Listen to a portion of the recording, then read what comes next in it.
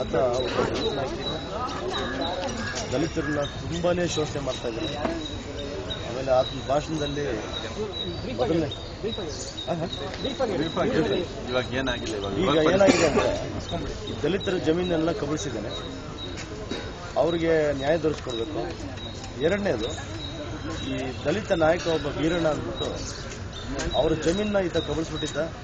ನ್ಯಾಯ ಕೇಳಕ್ ಹೋಗಿದ್ದಕ್ಕೆ ಮಾರಣಾಂತಿಕವಾಗಿ ಅದು ಹಲ್ಲೆ ಮಾಡಿಸಿ ಪಬ್ಲಿಕ್ ರೋಡಲ್ಲಿ ಹೊಡೆದು ಆತ ಇವತ್ತು ದಿವಸ ನಿಂದಾಣಿಸಿಲ್ಲ.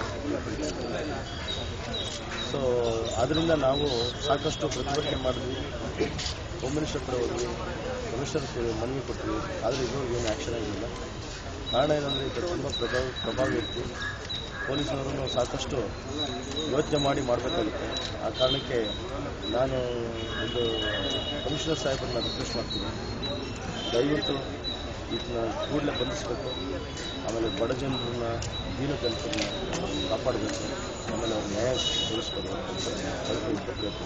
ಮುಂದಿನ ಹೋರಾಟ ಏನಾದರೂ ನಾವು ಇವತ್ತು ನಾಳೆ ಒಂದು ನೋಡ್ತೀವಿ ಸರ್. ಅದನ್ನೇನಾದರೂ ಅರೆಸ್ಟ್ ಮಾಡಲಿಲ್ಲ ಅಂತಂದರೆ ನಾವು ಉಗ್ರ ಚಳವಳಿ ಮಾಡ್ತೀವಿ. ಸಾಧ್ಯವಾದರೆ ಒಂದು 20-25 ಸಾವಿರ ಜನ ನಾವು ದುಡ್ಡು ಕೊಟ್ಟು ಕರ್ಕೊಂಬರಲ್ಲ.